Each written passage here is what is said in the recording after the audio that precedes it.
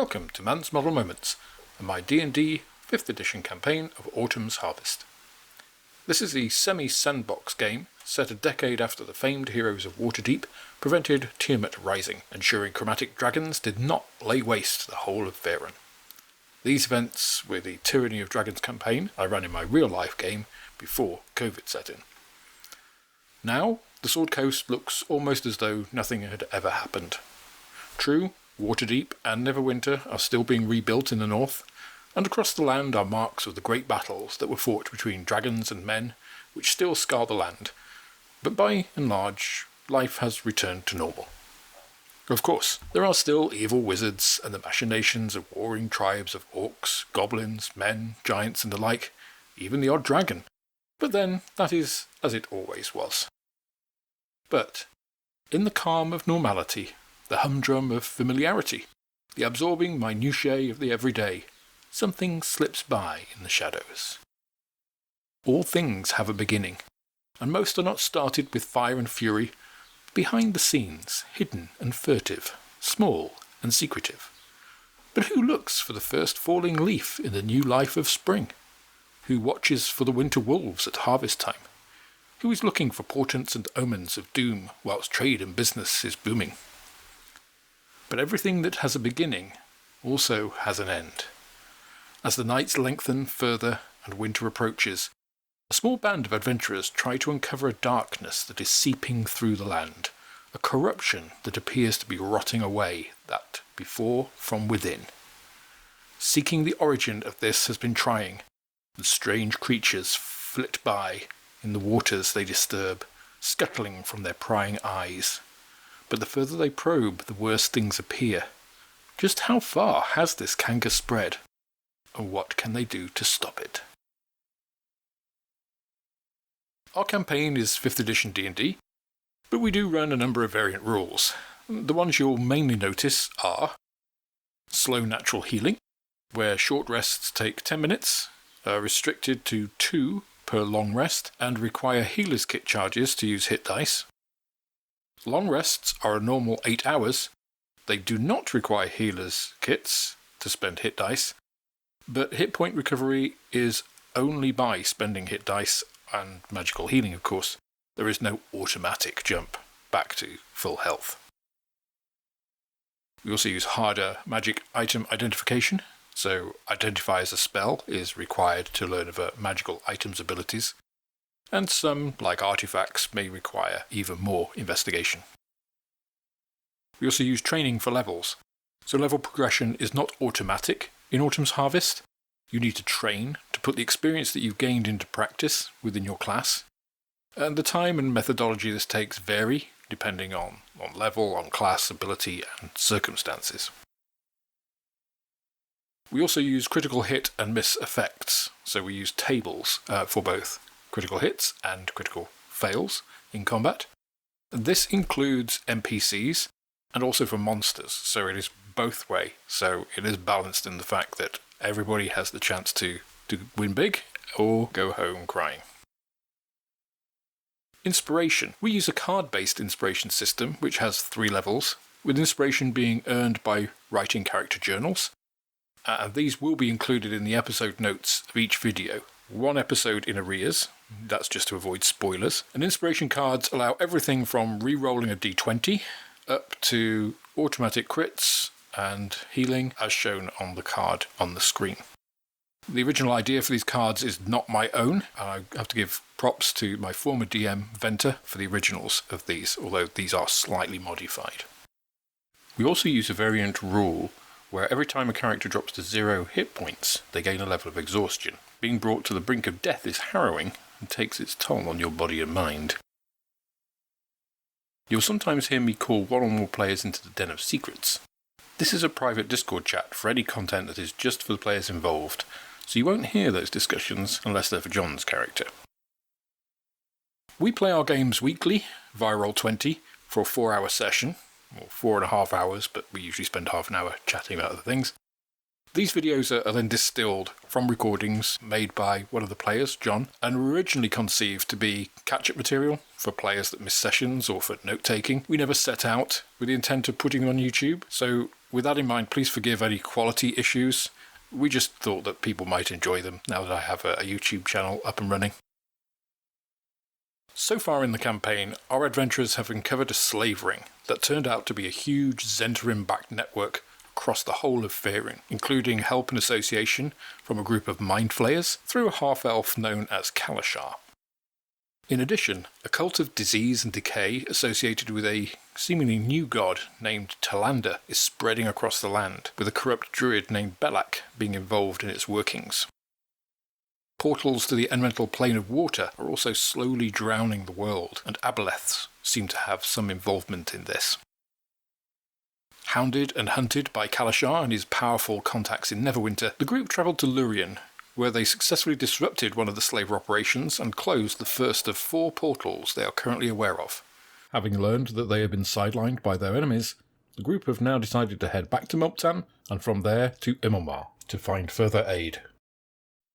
Now, let's turn our eye towards the brave adventurers that are looking to dismantle the Zhentarim slave network, uncover Talander's schemes for the world, and close the portals to the elemental plane of water that are slowly drowning Faerun.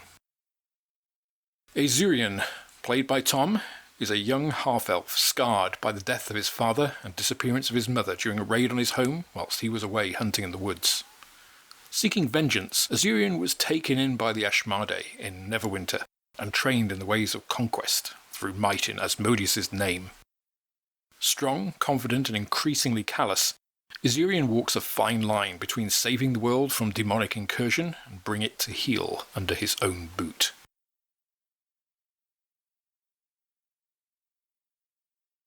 Known simply as the Wanderer, or Harbard in his native tongue, the party's main healer and voice of wisdom is a towering, softly spoken furball. One of the original members to sense the growing taint of Talander in the land, the giant kin follower of Sylvanus has pledged to rid Faerun of the growing blight and corruption that this new god, or goddess, is bringing upon nature. Bartimaeus Salapraktin, or Barty to his friends, is a young and somewhat naive dragonborn, raised by a rough-speaking blacksmith dwarf in the aftermath of the defeat of the Cult of the Dragon by the legendary Backbiters. His mottled copper, bronze and gold scales, height and mass give him a fearsome visage to the uninitiated, but he loves his food, his friends and forging as much as a good fight. Thea Starflower met the party during the capture of their former rogue Ingrid by the slave network mastermind Kalashar and his cronies in Neverwinter. Beautiful, kind and gifted, Tia bonded with the group quickly and pledged to aid their cause of dismantling the slave network and investigating the growing cult of decay that is rising across the land. Following the College of Law, she is always composing, taking notes, and drawing maps of the party's travels and adventures. Bruin Strongmash joined the group when his mission to turn the addictive qualities of Lurien cheese into an alcoholic beverage ended in the demise of his expedition. His martial talents, fueled by copious quantities of whatever drink he can lay his hands on, have helped bring the group to where they are today, though his less than inspiring and riveting tales and small talk drive Azurian and some of the others to distraction. Minervan Kess, long-time gambler and charlatan, found the group as a convenient way to escape some debts and their overly enthusiastic collectors, despite the fact that all this walking around the wasteland does nothing for his bunions. Smarter than everyone else around him, Minervan is often frustrated by the seemingly incomprehensible decisions the party makes. If only they'd listen to him more. I, of course, am Alex Mann, the Dungeon Master of Autumn's Harvest, and the one who gets to set up the world these great players get to explore and experience. I try to be as fair and accommodating as possible, but we also don't do retcons or takebacks in general. It keeps the game moving and creates more interesting moments when the players have to deal with their own problems, as well as the ones that I throw in their path. After all, this is a role-playing game, not a video game. You now have a lot of options before you. You could go to the Whalebones, you could go to Chult, you could go to the Sea of Falling Stars, you could go after the Stone of Galore and try and get the aboleth that the various factions here were trying to get. You could go after the Arcanist and try and solicit his help. And you kind of decided, you know what, we're going to go back to Mulptan, go to Immelmar, try and get some stuff, and decide along the way. So question. We spend so much time in Multan, do we qualify for residency now? No. Ah, damn. If we did the side quest, maybe. Yeah, so... So you guys had spent half a day coming back to the structure that Harbard had built. So it's coming down to evening when you get back to the familiar and seemingly permanent now. Oh, look, our pillbox. Pillbox, indeed. Right. Okay. During our travel, have we managed to scrounge any food at all? Like any animals or anything like that? Oh, I thought we were just eating berries. Yeah, it gets boring after a while, you know. So now and then you might want like a rabbit or a squirrel or a bird or... Mm. You haven't really seen any of that. There's goat in Mulptan. Yum. Bruin's still here. Hey, do you really want to eat Bruin, though? Think about what Bruin... I want to see him like on a turkey roast spit, you know? I mean, you know how you sometimes can put meat in alcohol for a long time and it tenderizes it? I'm just saying. Yeah. Butter me up, big boy. Do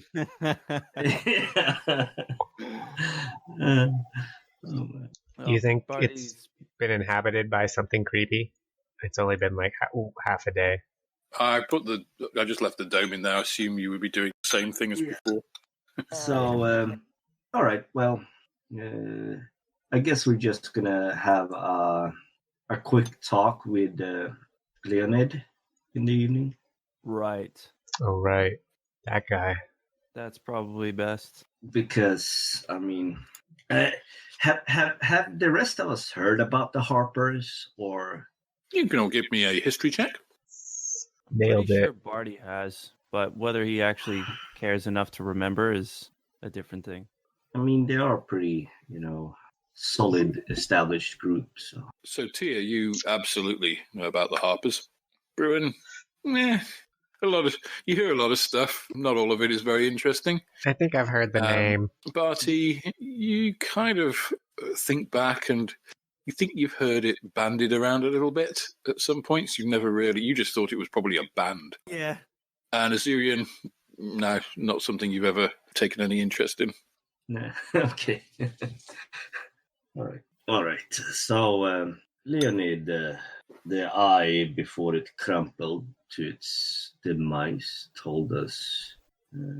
Yes, it was fascinating. In all my years, I've never seen anything quite as, as celestial at that. You would have expected maybe an aberration or some sort of fiend to have such an appearance, but quite extraordinary. No, it said it would that you could aid us. In which way can you aid us? Well, I can, as I mentioned before, with Minerva. So the Harpers, we try to do good in the world. And he kind of looks at you as he says that, sort of slightly, kind of got a bit of a side eye on you. Like, I'm not sure how this is going to go down. That's what we're doing. He looks to the rest of you and says, we sometimes use, we're not really a group like, you've heard of the Order of the Gauntlet, maybe? You can roll a history check if you guys... No. Tia, of course you have. You're a law bard. He nods. Huh? John, is that really a disadvantage? I decided at this point, Bruin's now trying to think of anything he's heard of the Harper, so he's not really racking his brain for this one. So he looks at all of you and sees the lack of recognition on most of your faces and looks at Tia, who kind of is nodding and, looks like she understands and says, well, yes, the Order of the Gauntlet is a very rigid, very organized group of people. They have very strict rules, and if you transgress those rules, they will push you out, and it's more like It's like the church, or well, you understand what I mean? He kind of looks around at all of you. No, but I'm sure some people here do. You're a more just smiles loosey-goosey group. benevolently. Well, I wouldn't say loosey-goosey, is it? It's more, we all have common goals, and we pledge to certain ideals, and then Loosey-goosey it is then. sometimes we will get the kind of missions, but we're not bound by the same things. We're bound by common purpose. I think much like all of you, perhaps. Well, regardless, it's very fascinating to hear about your group, but I'm more interested in the aid that I said you could give us. So what is it you can do for us? Well, we Harper agents, as we like to think of ourselves, are scattered throughout Faerun, looking for issues, keeping an eye on things, making sure things tick along in the background, as it were. And, well, I do have a contact in Immelmar, so they might know a little more than I about some of the things that you're trying to do, perhaps. I've been here for a long time. It's my contact with some of the other parts of Faerun is a little out of date, you might say. Do you have a contact for us in maybe Neverwinter? Neverwinter is not a place I've been to for, well, quite some time. No, I usually just deal with my contacts through in Immelmar. I don't really feel a need to go to Neverwinter. Too many people, I feel. I kind of like it here.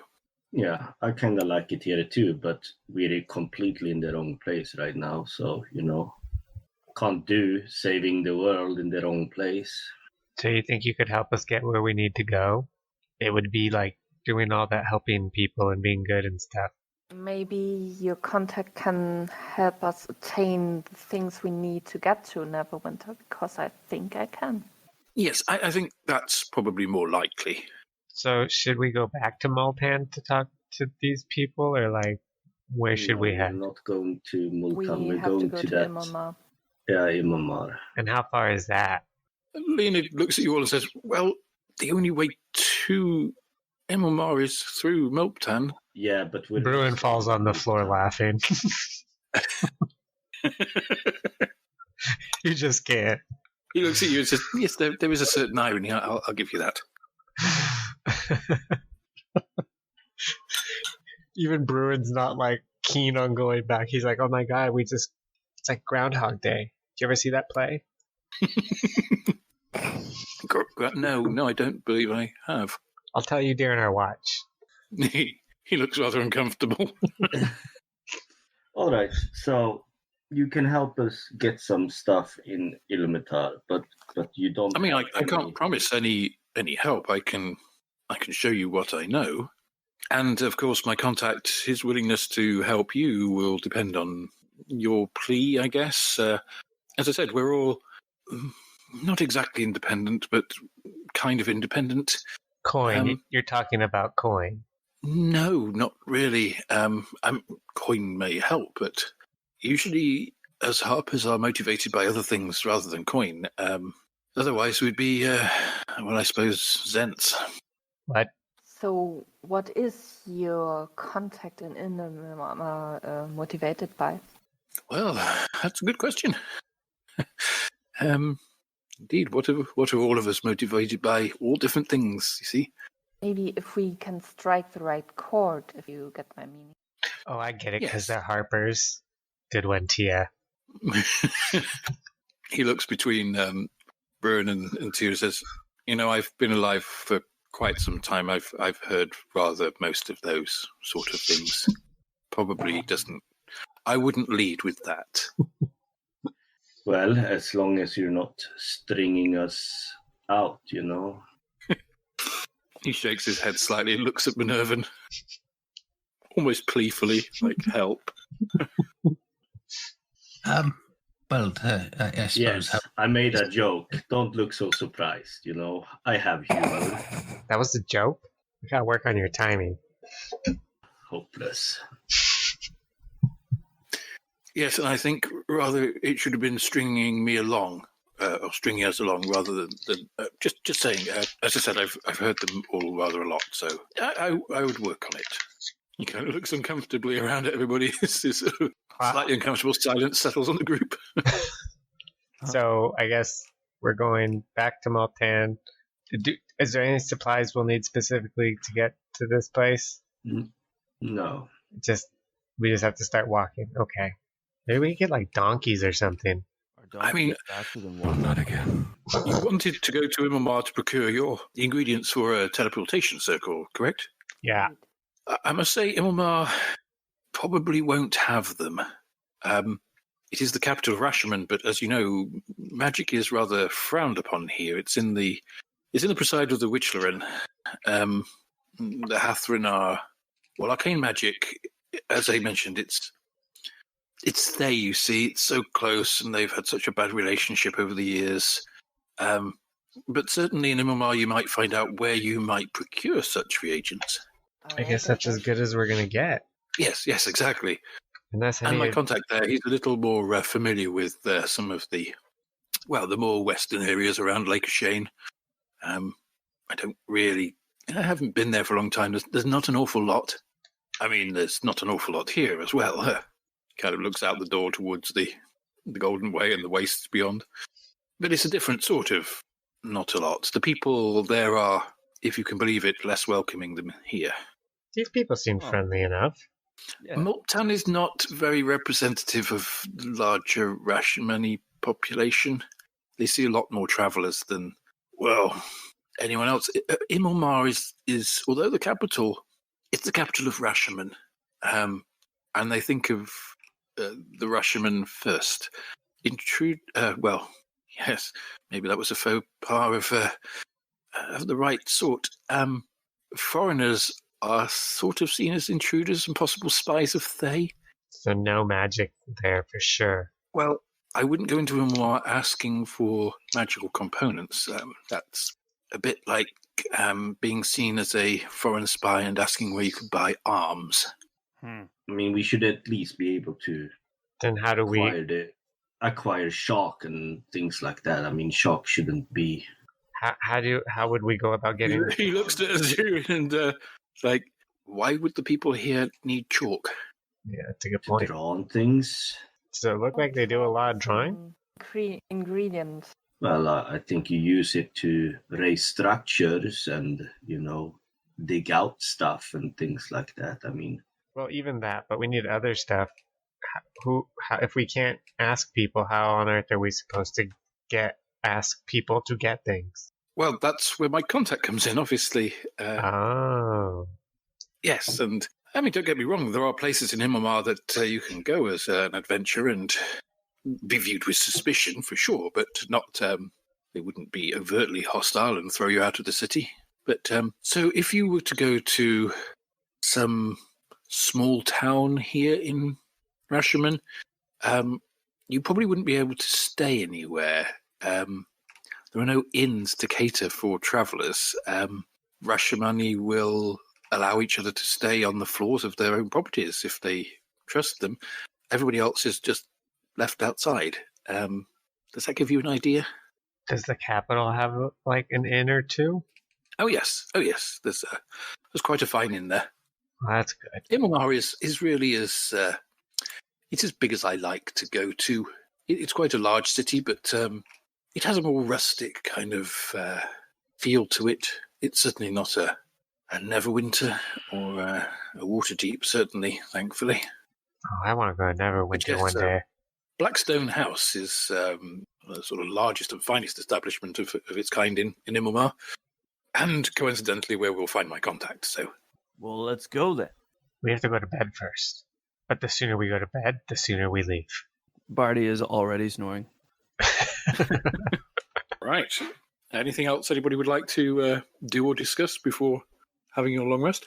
I will roll over. Are you able to make a copy of a book? That's a Minervan thing. Copy a book? Like from front to back? All the way through? Yeah. I would need ink for that and a blank book or several pages and a way to bind them. What do you mean? I mean, if I can make a copy of my journal, we can at least leave him with them. Leave it with whom? And these people. Why? Why do you need to leave your journal with them? They seem pretty interested in what's going on, and they actually believe us, and I said we can trust them. Oh, well, I mean, I can get to work describing, but it will take me some time, and I'm not sure I have enough inks. Speaking of inks, I need ink too. Do you know how to read giant? What? A giant? No. I know it's some sort of runic language, but I'm not very good at runes. I could cast a spell to try and understand them. I don't know how long it'll take, but we'll keep it as an option. Just let me check my spell book and see if I have it. No, I don't have the spell I'm thinking of. It's perfect for Minervan. Theoretically, I could cast it if I knew it. That's like saying I could fly if I had wings. I'm glad we understand each other. And we can give you wings. You have wings? And I start looking for the bag of holding to find, and I open and go, wings. I mean, I can turn you into a bird. Oh, we should do that sometime, but not now because it's bedtime. Minervan's been up for almost 4 hours without a nap. It is the upper limit, yes. But we're heading back, right? So I suppose we should get moving, get what travel we can in the light of day. What time is it right now? It's dusk. We only have like half an hour, maybe a little more. So you travelled out half a day before you met the Eye, and then basically decided to come back, and by dusk you're at the structure which Harbard built for the rest at the end of yesterday. So tomorrow we should be able to make it to town, or right? Yes. Yeah. Now, how far is Immelmar from Muktan? Oh, you're asking Leonard?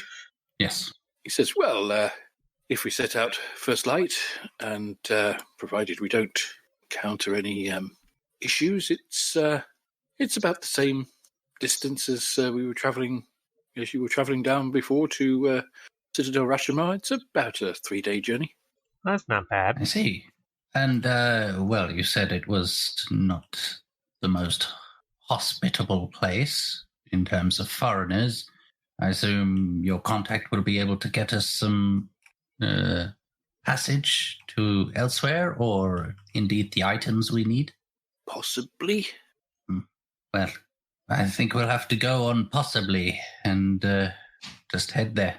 I mean, yes, I'm sure he will. It's likely, I would say. Well, good enough for me. Leonid sort of looks around at everybody after smiling at Minervan, and good. So, all agreed then? Yeah. That's good. So, you guys settle down for your long rest. Watches, please. I'm going to watch with Leonid. Leonid is just going to go to sleep. Son of a bitch. Alright, I'll tell Assyrian about Groundhog Day. Who's taking first watch? Tia. Just by yourself? Looks like it. Technically, duty's on every watch. He never sleeps. That's true. Party inside. Are you doing the hut as well? Yeah, sure. And making it the color of the building. Yeah, I think we're putting the hut actually in the doorway. Well, there's a radius from wherever Tia is when she casts it. Yeah. I stay there then. Now you can move wherever you want. She just does it to push duty out a little bit further. All right. Tia, give me a survival check for your watch. Oof. Ooh. Wow. Nice. Right. Oh, I have new survival instincts. Yeah. Tia, no secrets, please. Survival team go. And so it begins. Are we talking to the demon baby? Demon baby. Say what? You heard Yeah, me. did she have a diabolical bun in the oven? The lady at the store thought I was the father because I went with her. Oh, Yeah. and that and the magic stuff that we can't get Insight not so great. Tea is more delightful than insightful. What about decideful? Wait a minute. Or is that deceitful? So, Tia, your watch ends. And I'll wake the both of them up. Excellent. Okay. Lurien and John, give me a perception check each for your watch, please. No problem. Boom. I guess being in the corner makes it a bit difficult to perceive anything. Wow. Fancy. So, Bruin, what are you talking to Azurian about during your So 2 hours of bliss? the actor Bill Murray, right? He stayed real good guy. Anyways, so he relives the same day over and over again. So, and then I'm just gonna kind of act out the whole movie during our 2-hour watch. Deleted scenes included. Azurian, your 19 perception, you stare out while Bruin is performing this play all around you, stepping over Tia where he needs to.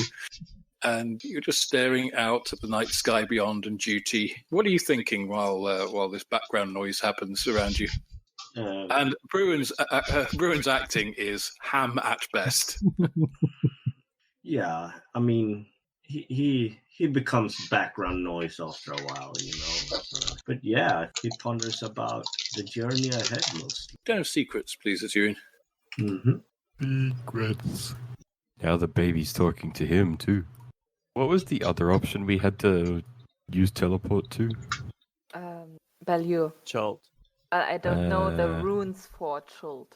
Apparently has one, because the eye said so. Oh. But yeah, I don't know the runes for that yet. Isn't Chult the one we burned down, though? Chattel. Oh, which one's Chult? Chult is... Oh, that's the place we want to go, like straight up. Yeah. Yeah, there's no way we're just going to teleport straight there. But Chult isn't too far from the whale bones, so we can just go there and move on. I don't think it's that close. Kind of on the way. Yeah, by private jet. Let's make sure to get a good boat. And not get chased out of town by the people we just bought it off. So materials for... I'm gonna be a pirate. The ones, right? Forget the... I think officially we don't have one, but it seems like most everyone is leaning towards whale bones. Why? I must say, that was a fantastic performance. You know, I'm so happy that you had the energy to show me that performance. Tomorrow night, I'll show you the version I created all by myself. I think perception and insight checks are required there. Oh no, I straight up believe that. Yeah. But during that performance, did you hear anything at all? I mean, except for yourself. Or, I think Minervan farted a couple times. Yeah, except that. But you didn't hear like a very weak voice anywhere. No. No. All right. No. Did you? Not sure. Who's taking third? Barty? Sure, let's wake him up. I wake up Barty. Yeah. I don't know if he was third. What? I'll tell you. It's your turn. Barty. Listen for little voices. Good night. Yeah, watch out for voice. You know? Watch out for what? What? Hey, What voices? Yeah, I'm not sure, but I think something might be trying to interfere with us again. So That's okay. just ears and eyes open, okay? The ring perks up from Bruin's finger and says, "It's not his. I'm the ring of Bruin." Bruin, he's such an asshole, that wolf cloak guy. Yeah. It's just his way. He's actually kind of nice in a way, his own way. So he'll kind of park himself there for some of the watch, but he'll also do a little circuit around the bubble at one stage or another. Stay moving, stay mobile. He's also trying to get used to like not wearing his armor. It's a bit weird. Oh yeah. All right, give me a survival roll for your watch, please, Barty. Gotcha. All right. And give me a perception check as well, please. You got this, Barty.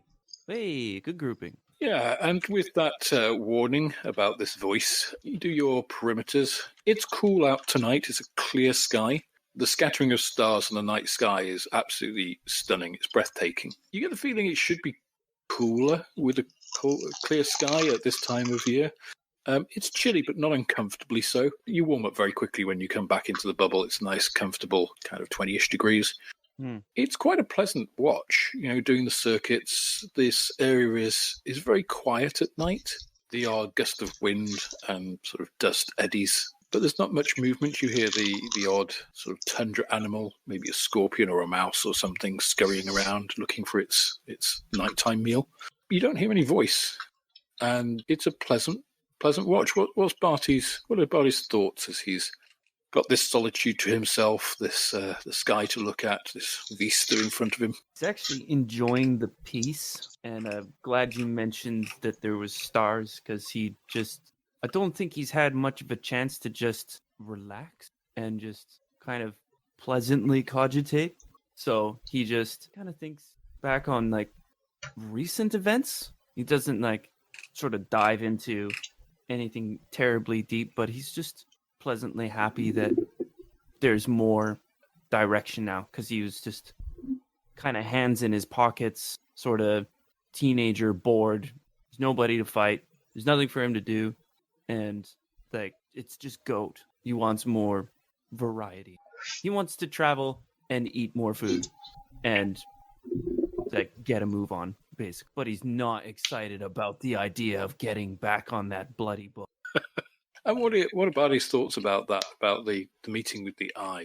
Yeah, he has a quick shudder, remembering when like he dashed to the eye when it was sort of fading away, and it's just kind of unnerving, because this is the being that like brought him here, and so that sort of shook him up, and he's thinking like, I'm not going back. So this is it. So I need to make sure it stays nice and not full of poison and flooded and stuff, because like that's not fun. I don't like to swim all the time. And that's kind of his thought process. He's like, stuff's gonna get really bad if we don't get really motivated. So he's gonna be sort of like not a drill instructor, but more like the focused like parent in the morning. It's like, okay, right, lunch is good to go. Okay, books, bag, shoes, tie your shoes. You got your sword. Right, off you go to school. Let's go. Your kids carry swords to school? Damn straight, man. Mom lets you have 2 daggers?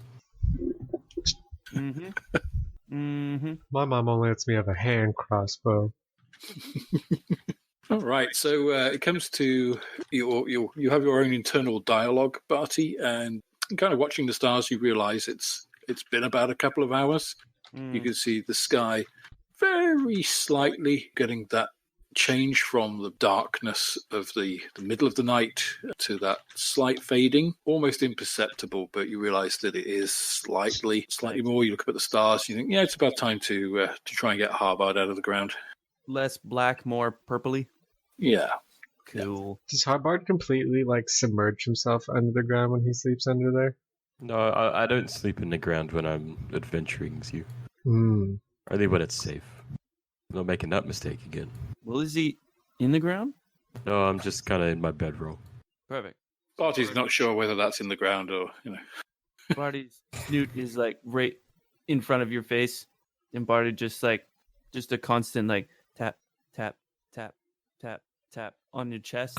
It's like, hey, hey, hey, hey, hey, hey. Oh, I thought I could smell you. Good morning. Good morning. Good morning. It's time to get up. Get up. It's Christmas! All right. All right. You'll get your last bit of sleep. Oh, okay. And Harbard, give me a survival roll for your watch, please. No problem. Harbard got this. Barty, just like a plank of wood, is like blown over. You just Planks in the corner. And a perception check as well, please, Harbard. Where's Minervin? I'm here. I just can't see you Minerva's from my angle. just fallen asleep Oh. outside. Right, okay. You roll his frost-covered body in the morning. Pulse check. It's a Yeah. sleepwalking. It's like that old man, sitting in a corner in a rocking chair, and you don't really notice him, and then you go like, is he alive? Is he dead? I'm not really sure. But, Sleepwalking and narcolepsy don't go well together. How about dinner secrets, please? Aw, shit. Oh, I actually have book, ink, and a pen. I have ink and ink pen. I have a book as well. That I don't have. A book. I have chalk, but not as much as she needs, I'm sure. I'm sure she needs a shit ton. How much do you need, Tia? I need 50 gold worth of chalk. I got 5 pieces of chalk, sorry. With precious gems. So. Is it all together, or is it 50 gold of chalk? Chalk and inks infused with precious gems. Mixed. Yeah. Worth 50 gold. I have a little bit of paper, but not much. I also have sealing wax. I have sealing wax. So signet ring? Yeah. No? How fast do you think we can get all this? I hope it won't be too far stretched, Mm-hmm. If we take much longer, I'm going to lose my mind. Yeah. I mean, basically, we'll just see what they say, where we need to go or what we need to do, and then we'll just do it. Yeah, no so side easy. quests, off the side quests, off the side quests. You say that now. We must complete all the side quests. All the side quests. All the achievements. We're gonna all be level 20, and then we're gonna go back to main quest, and we're just gonna steamroll it, unless it scales, motherfuckers. I'm gonna make sure I shoot at least 100 birds out of the sky, and I'm gonna have to play all the different card games as well. And, And with that, long rest. I'm thinking of Game of Thrones now. Your rest comes to an end, and Minervan, dinner secrets, please. So I'm pretty sure I know nothing. Well then. Well, sounds like we have Leonid tagging along for a while. I mean, technically we paid him for 10 days, so... To the next city, at least. So. We own him for 10 days unless he's giving us money back. We bought him fair and square. We own you. It's taking D4s of arthritis damage. Arthritis damage. Arthritis damage. Roll for hernia. Oh no. Hemorrhoids. History check. Yeah, history. Still can't remember, but... But have I ever told you about the time? Yeah, you told me about the time. I forgot where his glasses are, but you remembered about the war. It was so much better when I was young. I hear my dad tell... Uphill both ways in the snow. Right? Oh, what was that? Did you wake yourself up farting again? No. I immediately press the dictation and make the fart go away. Don't check. I think I had a nightmare. And you realise, Minervan, it was more akin to other things that you've had. I don't know whether you want to share that, but it was definitely a nightmare. But it seemed to be more than just the workings of your mind. You feel. Would you like me to hold you, Minervan? Oh, no. It was more than a nightmare. I think it was a vision of things to come, a glimpse of the future. And what did... Armies of pestilence headed by some sort of armor-plated individual. Not undeath, some sort of amalgamation of living tissue. Gross. Is it coming from the capital? I didn't get a sense of where, but it was all pervasive. Is it coming for us? Yeah, I felt some bad vibes coming from that place. Which place? All around, but mostly in that direction. Huh. I guess we should just be a bit more alert, but it doesn't really change anything, does it? We still gotta do what we gotta do. I mean, We know we're Lurien going into and danger. Harvard, give me an intelligence roll, please. Oh, great. Let's do the 50-50. Oh, I shit. remember the same sense. Oh shit!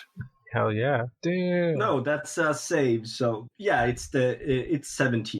So it's not. Harbard, as Minervan is talking, and with your experience in the night, you immediately think of, when he describes this armored individual, you think of the Harvestman on drawing 1. Oh no. I was just about to look at that too. What? I'll pull out the page. We haven't heard of any of these lately, but I'm getting a feeling it's one of these. I do not want to see that in person. Well, maybe from a distance, but what the hell is it? Have you fought these things before or something? No, we've only heard about it in these drawings, and I think somewhat referenced in some of the letters. Harbard brings out these quite ragged scraps of parchment with these sketches. They seem to be made of a mixture of maybe charcoal, ink, and some sort of bodily fluid. It's semen. It's always semen. Boogers and co. And what did this aberration do, Minerva? Did it say anything? No, I just got glimpses of it. Nothing really more than that. I think it's perhaps the divine beings trying to tell us that things are in motion, perhaps. Right. Well, since you're letting us know this, I should say that I kind of had a sense of some voices last night as well, but I was awake though. It was not a dream or anything. Oh, you did as well. Couldn't discern anything, so I thought I'd stay and wait until it goes away, or if anything happens. I don't think any of this is going away. Unless we make it go away. If we can, we should try and Remind me suggested. a little of message or sending. Yeah, we should probably try and get some sort of protective magic against intrusion, you know? I think it's going to be hard to come by, at least it's like for the group. But I mean, it's worthwhile trying. I know the spell, but I would have to take some time to study it. And even after that, from memory, anyone I've seen cast the spell, it requires some sort of component which is not easily come by. Yeah, maybe we can get something once we get back to Neverwinter. Story of our lives. Leonid looks over at these pieces of parchment that Harbard passes out and says, "This cult of Talander is it's come to the Harper's attention, and it's a worry. It seems to be cropping up everywhere. It preaches the ability of anyone to. I mean, a cult of disease is not something usually that takes hold in anything but the fringes of society. This is preaching a different message. It's preaching food for the hungry and outcast. It seems to be really securing a hold with the poor, the masses. What's your group doing about it? We're doing what we can. We watch and learn and try to take action where needed. At the moment, they're not preaching any. They don't cause problems. There's nothing for us to act on, really. Trust me, they're causing problems. We have been fighting them for quite a while now. Yes, and we have acted where we need to in the background, but on the outside, these seem to be, as I say, they have popular appeal. People who have nothing, this church cult, I don't know what to call it, but it offers them food where they had no food before, and shelter, and these things appeal to those who have nothing. They appeal to those who have things because they calm the populace. People who were complaining and asking for gold before are no longer. So we clearly want to stop them. You kind of seem to want to. So we all seem to kind of want the same thing, if for various reasons. You're all behind the scenes. We're not very good. Well, I gesture at our group. We're not exactly behind the scenes. Maybe we could do some of that, in the front stuff if your group could maybe help us out, The problem is that those in power don't see this as an issue. They see it, if anything, as a boon for them. Overt action against them is likely to draw the wrong attention, get you on the wrong side of the powers that be. That is the problem that we see, and we see the danger in that. This cult seems to be securing a power base for future action, and from what I hear of everything that you've experienced and this eye creature, that seems to fit exactly with what these groups are doing. Well, it was worth a shot. Yeah, it's not much we can do sitting out here in the wilderness anyway, so... I mean, look at these pieces of parchment, the words. The Lord's joy bringers. These do not look like the bringers of joy to me. Not unless you're like a really unpleasant person. Exactly. I mean, I could call Minervan's nightly farts a pestilence, but this is, one step beyond that, so... I Agreed. don't fart that much. Your bedroll almost levitates. Lena looks at me and says, I think we're probably getting off the subject. Although it's only in the morning when he first wakes up. What other... Anyway, what else what other information have you gleaned? Maybe if I could see? We've got stacks of paper, here. It all ended most of the big bundle of paperwork we have. But the priest's notes, that's the one. Those are from Belior, right? No, that's the one before. These are some of the notes we found in the same place as the drawings. These you found, I believe, back in... that was under the caves under... back in Thunder Tree. Yeah. The quarry.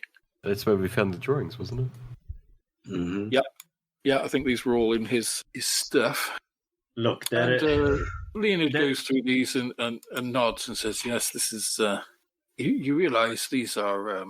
do you know much of the gods of the world? Is he asking, sorry? Just looking at the whole group, just kind of sifting through these notes, reading, and then sort of looks up at you all and... Never had much use for him. I know of quite a few. Daener, Azuth, Ogmar, Tamora, etc. Why? And you know of Talona? Well, yes, but she's such an obscure god. I don't think I've ever heard of anyone worshipping her. Well, this is some of what we've gleaned from this cult. And these notes really seem to confirm it. This symbol here, and he brings out this sheet with the points at the symbol, the start here. This is essentially Talona's symbol. This below it's the same form, but it's adapted. And if we read this, the tense changes, the gender changes several times through this. There is no set her or he, and this symbol here, and he shoot this one. This hand. Do you know this symbol of this god? Hand eater. No. Maglibiet, maybe? Some sort of mimic god? This is sure. The symbol of Moanda. Moanda is a dead god. Moanda no longer exists. It was destroyed. But it From seems... Malhorand? Moanda was the god of decay. This seems to be a blending of these two gods, a Talona and this dead god. Oh, I see now. Talona and Moanda make Talander. But I do not know why. There is definitely more to see here. Well, we know little of the gods, but we do know that they have taken each other's profiles in the past. Perhaps this is a similar occurrence? Maybe. Perhaps Moanda was never dead, but forgotten instead. And Talona has reawakened his worship? Adopted his... Moanda was destroyed by A mortal, I believe, who ascended to godhood, took his essentially divine essence. I use divine in the sense of godly rather than purity or goodness. I need to look more into this. At a town which has a library, I'm not sure where that might be. Well, regardless of that, I mean, it's a piece of the puzzle to be sure, but they are also working with the Zhentarim and the Aboleths and the Man Flayers, and there is a lot of groups in motion, it seems. Yes, indeed. And yet seems to be with a singular purpose. Yeah. Can your group read giant? So can my group read giant? Buddy, I'm sure that they are able to. I mean, there are individuals within the Harpers that can read giant. I cannot personally. It's one of those things I always thought I might look at and somehow never found the time. It doesn't matter how many years one has. It's really a clarity of purpose, and there are so many things to learn. Here, you take this then. I was going to give it to my family, but I think this information is better to people who know what to do with it. And I'll Yes, give Harper. them my second journal. I'm sure the Harpers have access to someone who can translate it. Oh, yes, of course. Thank you, Harbert. I'm sure this will be most useful. That's just about everything we've done from after we left Neverwinter. He nods, looks at Minervan. Perhaps we should both find that spell. So, just one more thing, though. Last time that we closed that gate, we were kind of lucky it worked, I guess. I don't know if it was because we had, magical help. Do we think we can actually make the thing work again, or do we need to bring something else with us? What do you have in mind? The reliquary thing, right? Yes. Sorry, reliquary? Right, so these elemental gates are connected to some sort of outer plane that is pouring in water and slowly drowning the world, Yes. And in order to stop that gate, this guardian of sorts are the ones controlling. They seem very powerful, very statuesque in a way, but they speak and they request you to say the command words, and we will manage to do it thanks to Tia using a disguise spell on herself. And I assume these guardians are not forthcoming of such information? Well, I'm just saying we kind of were lucky that it worked this time. Do you remember the word? Perhaps it will work on the others. Well, the only reason it worked was because the reliquary thought that Tia was its master. We don't know if they have a different master for every gate, or... We don't even know if there will be another repository or not, or whatever guards the key to the next. We don't know that. Well, no use worrying about it then. Can't change something you don't know. There are so many threads involved in all these things. Yeah, right. Let's just get on the road and try and get to where we need to go. All right, I haven't done my morning ritual yet. One moment. Me too. And I take a slug. Leonid is kind of sifting through these papers. As Bruin says that about all these different threads, he looks up and says, you're not wrong, Bruin. This is a little how the Harpers work as well. And by the way, everybody, if you would consider becoming a member of the Harpers, that might be something I could potentially organise. But anyway, after my recruitment drive, the world is a large and complex place. The multiverse even more so. No one organisation can ever hope to tackle everything. This is where we disagree and diverge a little from things like the Order of the Gauntlet, things very structured organisations. We find if you nudge something, the way to deflect an oncoming juggernaut is not to try and stop it. There you would need an unbelievable amount of force. But if one could nudge it in an opposite direction, just slightly to the side, or just, for instance, incapacitate one of its legs so that it crashes off to one side. This is the way the harpers work. We cannot hope to do everything, so we choose a small piece that we think we might be able to affect, and that small piece leads to the downfall of our enemies. Perhaps this is a similar situation?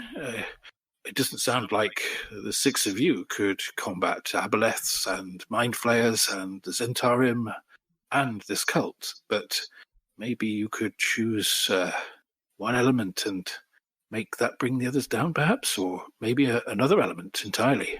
Just a thought. So there's not like super strict rules? Oh, Lord, no.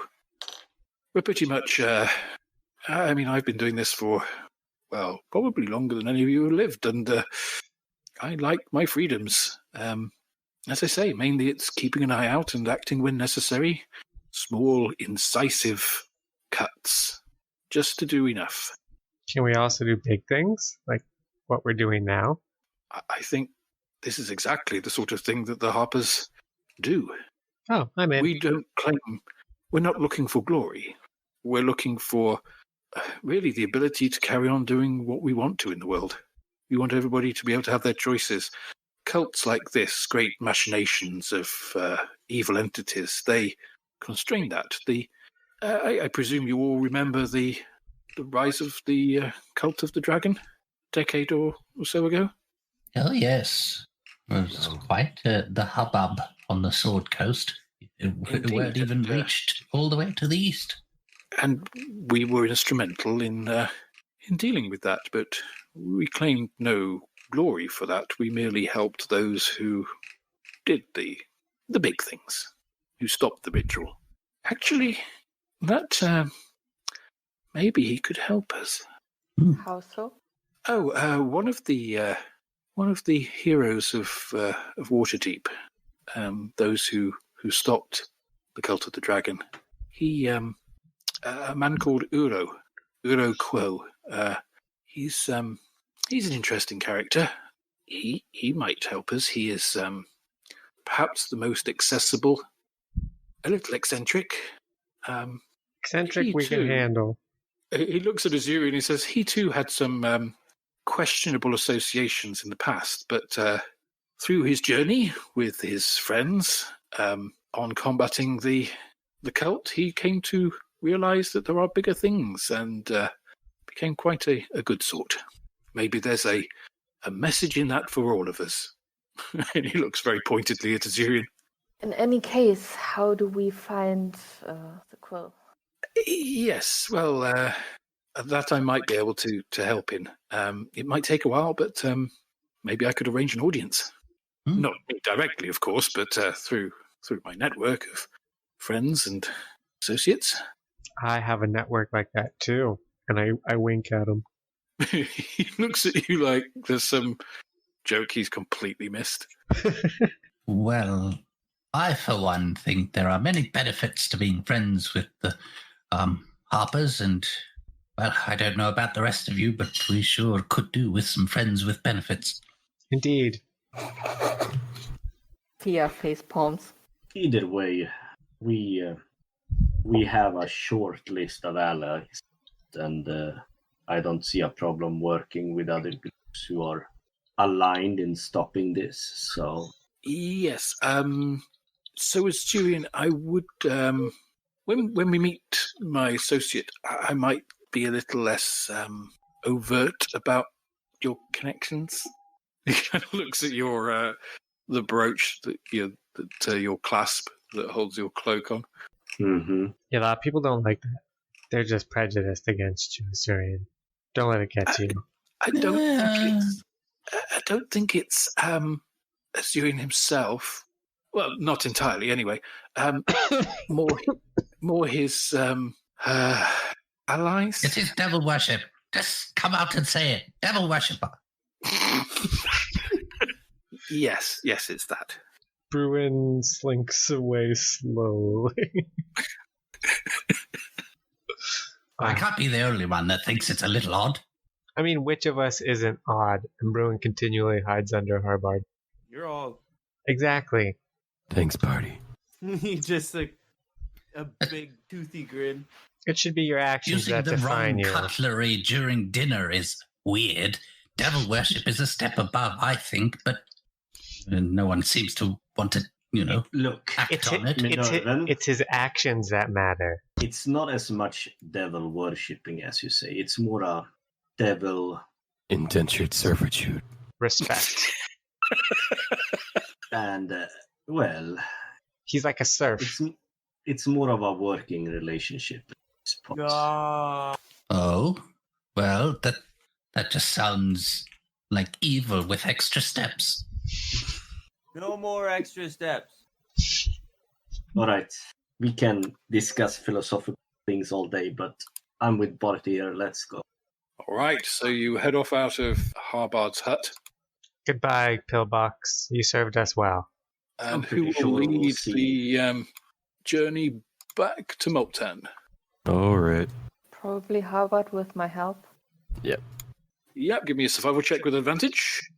You've travelled this part of the Golden Way many times in the last 10 days.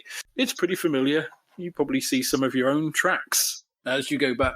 You have no issues getting to Multan by nightfall. Or Bartisville, as we've renamed it. Yay. Is his statue up yet? Doesn't seem to be.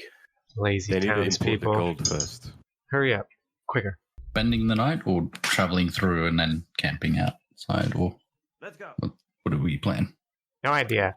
So as you come towards Multan, Leonid casts a spell and alters his form to that with which you were familiar in Multan itself. He knocks a few decades off himself, gets this kind of more rugged travelling gear. When I say a couple of decades, it's probably more like 150 or 200 years or so. A couple of decades, give a century or two. Yeah. Yeah, 10 years plus or minus 200. It's a big standard deviation there on his actions. So Leonid looks at you and says, well, I plan to stay at the Oasis. You going to join me? Yes, of course. I think we can It's the catch only, dinner if we head directly. Right, let's go. It's the only civilized place around here. Hey, Barty, come stay with me in the Scorpion for the final night. Sweet. Azurian, Tia, Harbard, are you going with your comrades or somewhere else? Yeah, I'm going go to on my the Scorpion. standard place. Sorry, Azurian, was that Yeah, I'm going to the standard place where I'm. Alfredo's? Yeah, Alfredo. And I Tia? paid the gold as well. Oh, yeah. Half gold for the rest of us. Tia, your usual too? Yes, usually. Okie dokie. So, yes, if you'd all like to pay the gold for your stay for the evening, Yeah, I've already deducted it. and you can all catch an evening meal, which varies in quality between the three different establishments. It's less about the meal and more about the fact that I created alcohol here and that they serve me alcohol. Yeah. The Scorpion for brewing is probably more like, here's some bread and some cheese and some beer. Awesome. And a berry on top. Wasteland Oasis is pretty much the standard goat stew. Alfredo's, it's kind of more like the goat stew, but it's just called something a little fancier and charged more. It has a French name in it, you know. Yeah, it's Le Goat Stew. They serve it with Mhm. two. They serve it with two sizes of spoons. It's actually just served with chopsticks, and you're frowned on if you can't eat the stew with the chopsticks. If you have to ask for a spoon, they just tut at you. No, all you need in life is a A I just spork. drink out of the bowl. Yeah. spork. All right. Is there anything particular that you guys would like to do in the evening, or are you just going to spend the evening and meet up again in the morning?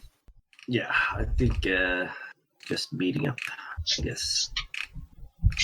All right. Tom and Suka, give me perception checks for Azurian and Tia, please. Nice. Somewhat better. Okay. Den of Secrets, please, Tom. Mm-hmm. Okay, Barty. So I told the Surian about Groundhog's Day. Now I'm going to tell you about my adaptation of it. Here, just keep drinking. It'll get better. And you're probably not sure if he's referring to the alcohol or his rendition. And I step out the door, slowly backing away. So the evening passes. Mm-hmm. You have your various meals and drinks and your rests, and you meet up, and the day is once again yours. I've picked up a few more bottles of the fire wine beer? You can. Actually, you know what? I think I have enough. I have 31 of them. I'm good. What have you done with Bruin? Well, no, I have to save some of this gold. Well, oh, right. And I take a gold piece and I just drop it into my pocket with the ring and let it eat its gold. And then I'm like, well, I need it. I don't have very much after I got robbed, so I'm trying to save some because, especially since we're gonna go some new places, they're bound to have, new alcohol, and I have enough for a while, so I should probably save it. I would hate to get somewhere and not be able to try something simply because I've spent too much on this admittedly pretty good stuff. Do we plan to leave for Immelmar? Let's do it. Oh, can I look for a new book on the way? I want to look for a new book. How do you look for a new book while traveling? Just as we're leaving the town. Catch him out in the wild, flapping about. Magic book. Harbar just starts like turning over people's carts and wagons and shit. No book. It's like, Give me your no, books." Harbor, don't chase it. It's a mimic. You can give me an investigation check at disadvantage, Sharbad. But Nice. no book. Yeah, so you guys are leaving pretty early. The stores are just setting up in the marketplace. None of you have actually seen anything. I don't think any of you have seen any books here. I don't know if these people are literate. Oh, that's fine. We'll get it at the next town. I don't know if they'll be literate. What is it you need, Harbard? Literate people. Well, I don't have a journal anymore. Oh, hang on. I'll dig into my pack and I will give you a book. How evil is the book? It's called Azurian's Big Book of Devils. Yeah. No, it's a fairly it's an empty like journal book, Okay.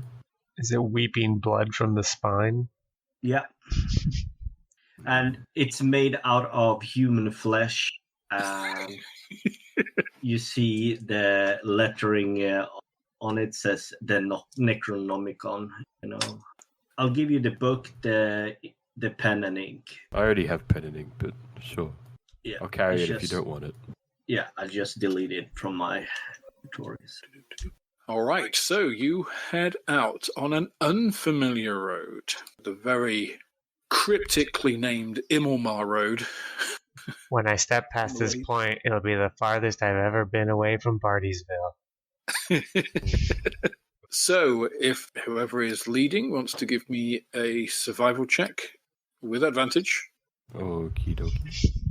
So, under Harbard's guidance with Leonid, you head out on the Immelmar Road. And the terrain is immediately slightly different. The sort of tundra of Melptan starts to diminish. The Sunrise Mountains now to your south. And you can see woods in the distance. And as you get into the day, about midday, you start to see a large wood out to the south. You can see in the distance, just on the horizon, the outline of another wood to the north. And this is, certainly Harbard, this is much more familiar territory for you. This is more like home for you. Low foothills either side, these tall pine trees. It's almost all pine, a few deciduous trees sort of scattered among, but the great majority is tall, dark pines.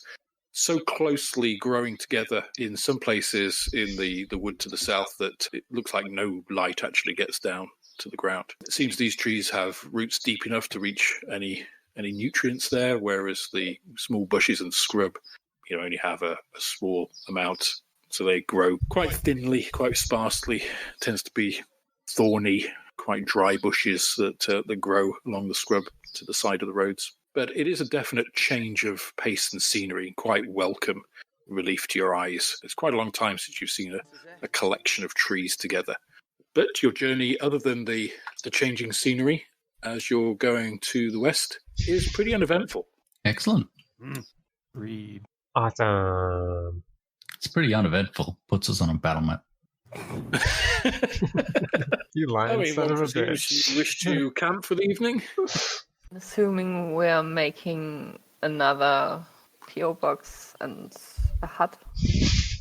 I mean, I can if you want, but Leonid looks at Seems like you the all. same. Says, I think it's probably unnecessary. I might be frowned upon if one keeps making these. If you mean making a string of fortifications across someone else's territory. Yeah, the Rashemen are very protective of their land. I think maybe Tia's dome might be sufficient.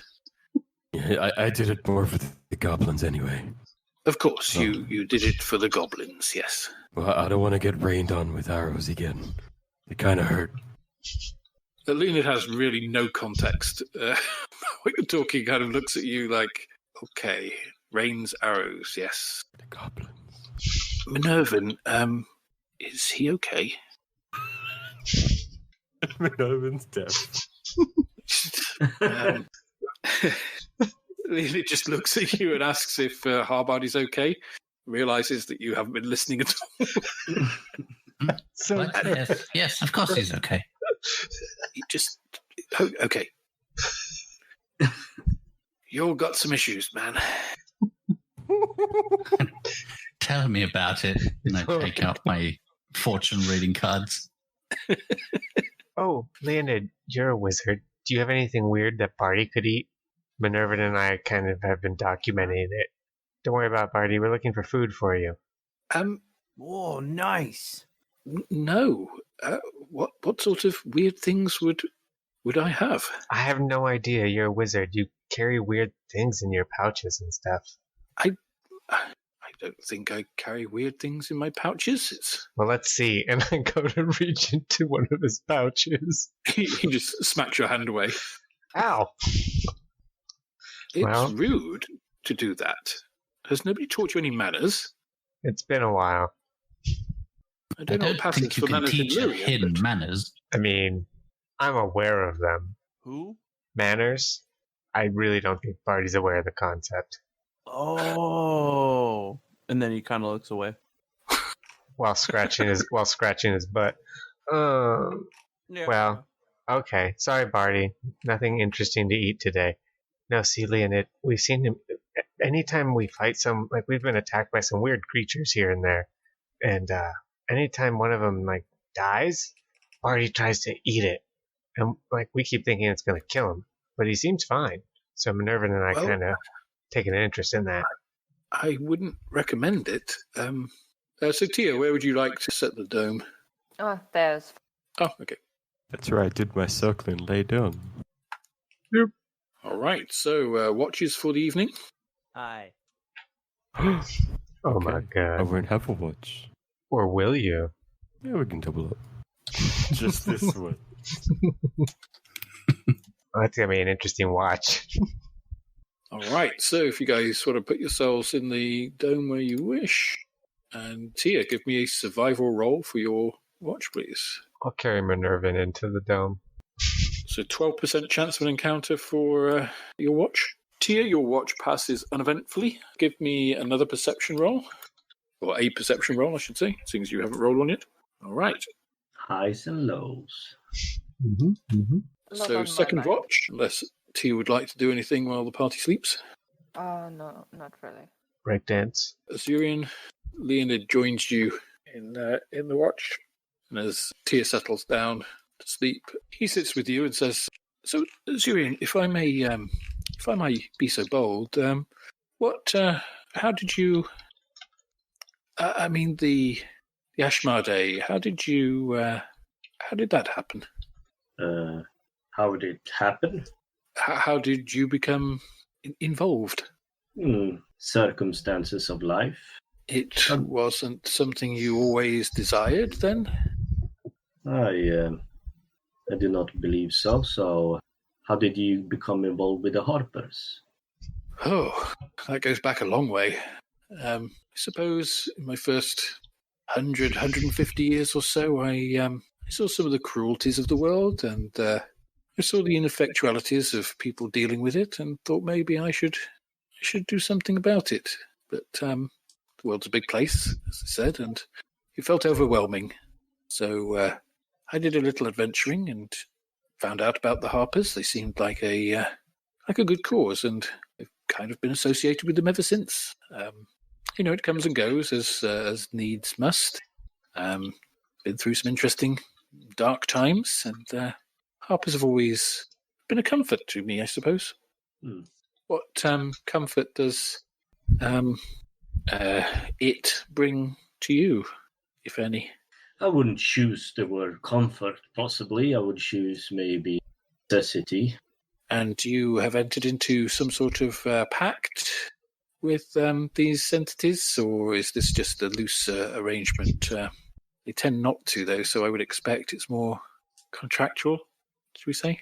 Well, regardless, I'm not sure how comfortable I am talking about this with you is, Very well.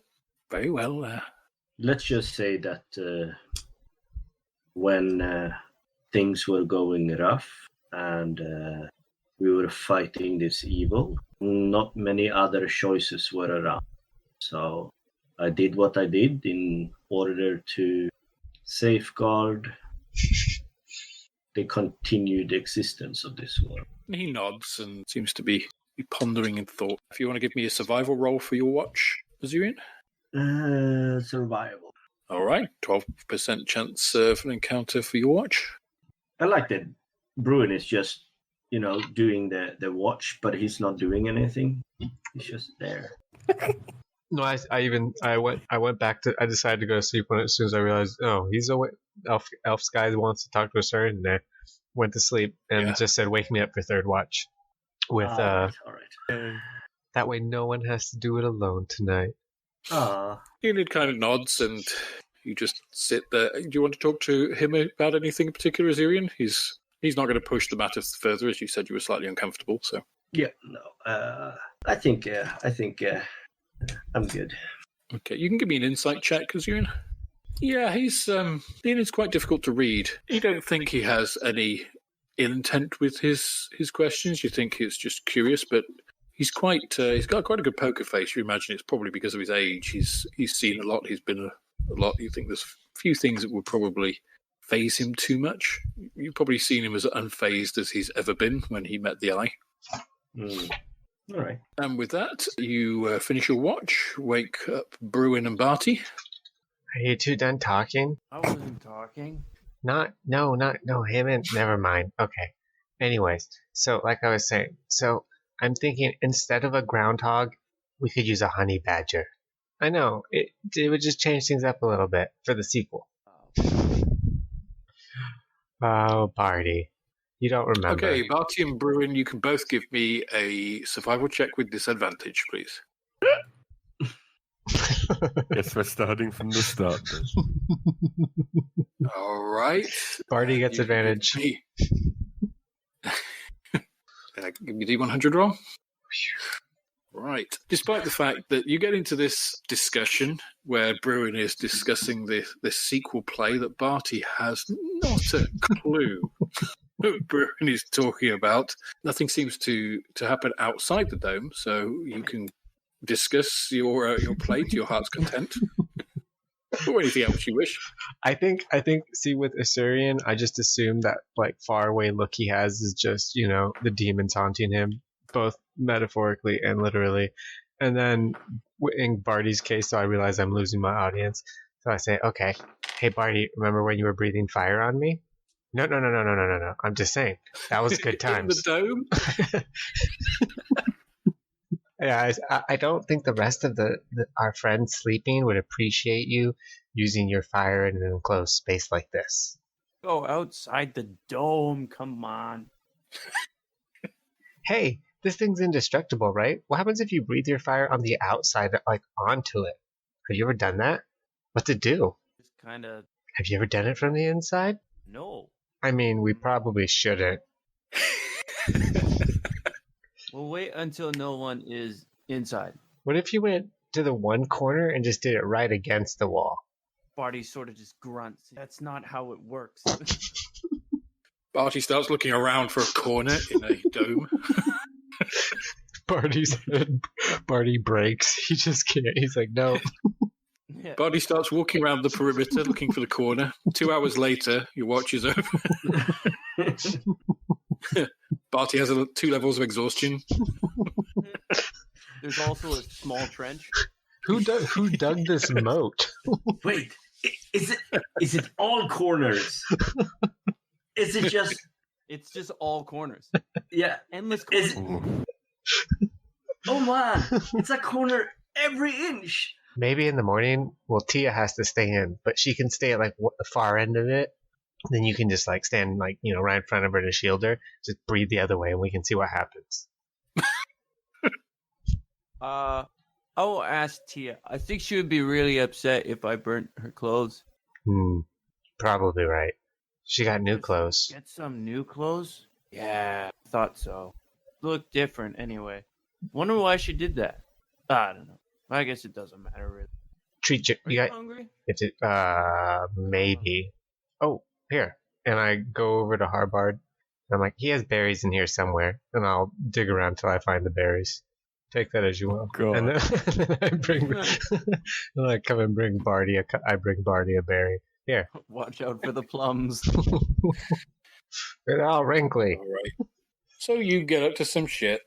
But no For a couple of fire. hours, it's time for Minerva and Harbard's watch. Oh my god.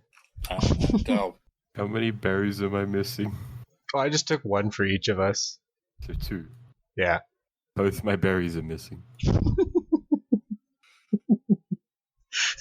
Bruin you always seem to have like 100 of them to Bruin. So he's like, Harbard has like a pouch full somewhere. Magic berry pouch. I mean, you know where it is. I don't hide it. Yeah, it's true. So he's like belt. I assume you like roll over in your sleeve and I have to like dig around for it. You are not a small man, Harbard. Yeah, but I'm not gonna sleep on my gear. It's all in a pile next to me, so when I roll over, the sword pokes me. I don't have a sword. A toy sword, a wood sword. I mean, there's some pretty wicked wood weapons out there. I miss my quarterstaff. I have a staff. Do you want? I think I stuck it in the bag of holding. Bruin's quarterstaff is probably like the size of a twig. No, I imagine it's full size, and then I just do awesome shit with it. Yeah. Barty's kind of interested in Duty's hooves. See, like, are they shoed? No. Or... Magic shoes. I have magic shoes too. Man, Barty wants some magic. Who doesn't? Right? Actually, Bruin isn't actually super interested in magic shit, but I sure as fuck am. I just like looting things in game.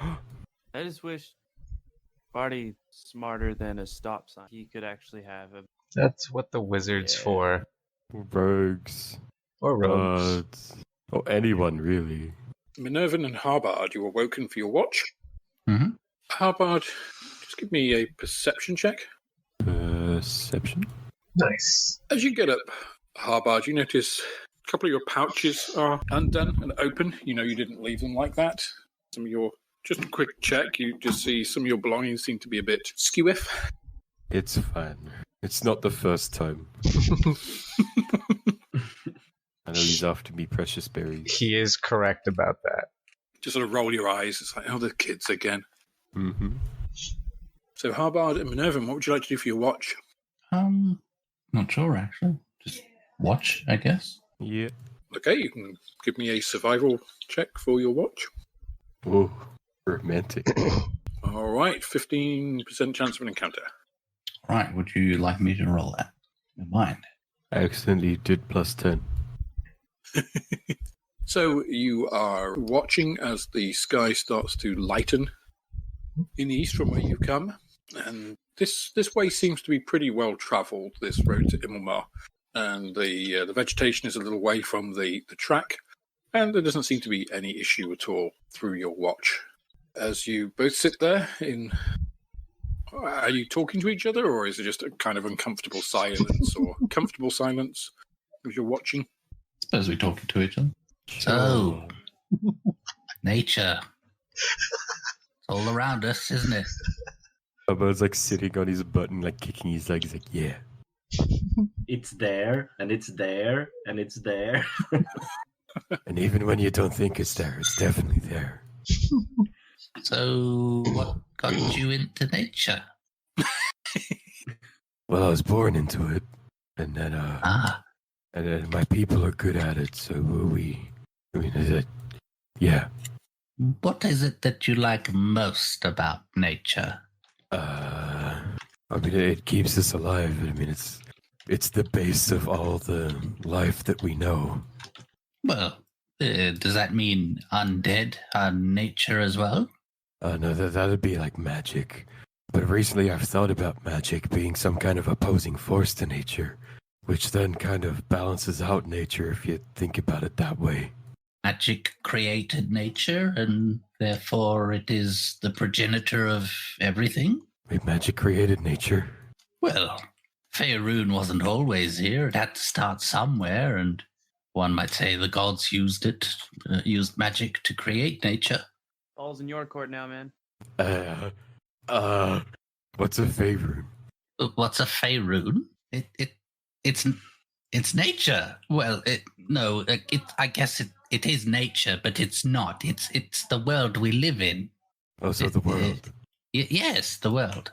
Do I have any stories that go back to the before time? I don't know, do you? Long ass fucking time ago in a town called Kickapoo. Lived a humble family, religious through and through. I don't know. I never really kept up to date with the lore, so. Oh, right. Well, the lore is quite expansive, isn't it? It goes back millennia, at least 1,500 years. If you ask more others, 10,000 years or more. Oh. Yeah, I was more of a hunter. All those smart people were doing other stuff, like the storytellers. Well, have you got any stories about nature? No, not really. Shit. Oh, I hunted a bear this one time. I got a cool cloak. you hunted a bear and made a cloak from him? Them? It? Yeah, we ate well that night. It was a bad winter. Oh, well, so you're not opposed to hunting then? Why would I be? I don't know. Everything's got to eat. Oh, I suppose it does, but begs the question, what is hunting nature and what is destroying nature? One could argue that humans hunt trees to survive. Oh yeah, we don't like those axe guys. Oh, right. Okay, so no axes, no lumberjacking, but killing deer is A-okay. Well, you can take what you need, you know. But what if I need more because I have more people to look after? I mean, if the people can't look after themselves, I mean, Is it not my right as a sentient being to take what I need? Sorry. Keep it together. I mean, I guess. But Well, I didn't mean to get too philosophical. Just, I'm curious about your nature and my nature, being that I use magic a lot.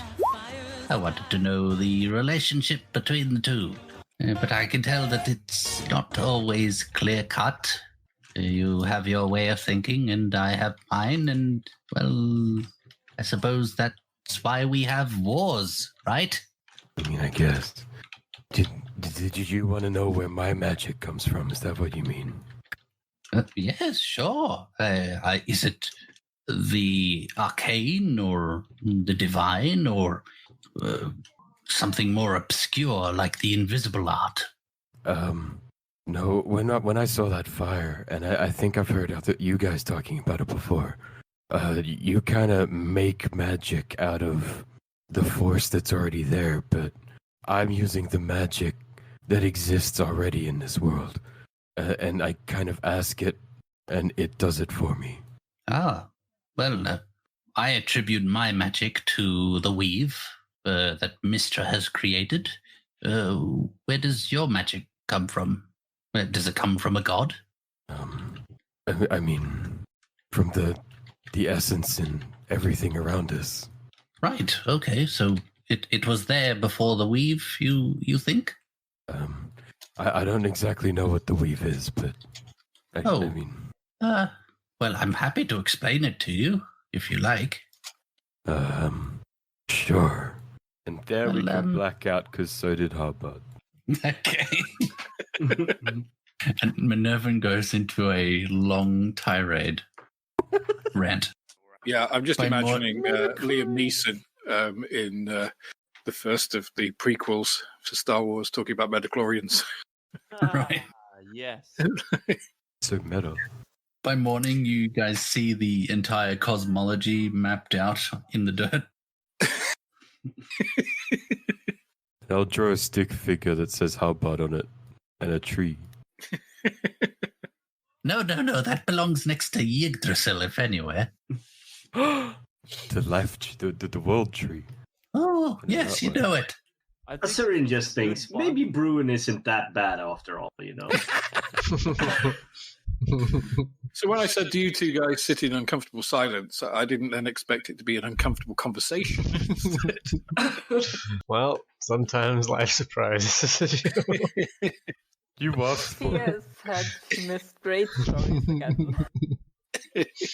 that's where like Morgan Freeman like pipes up in narration, and this was when they decided to make friends.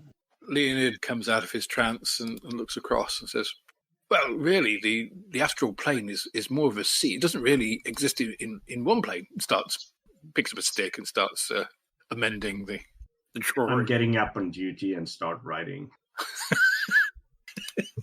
That's all for this instalment of Man's Model Moments. If you enjoyed the video, please click the like button, subscribe to the channel for more like it, and share this video with others you think would also enjoy it.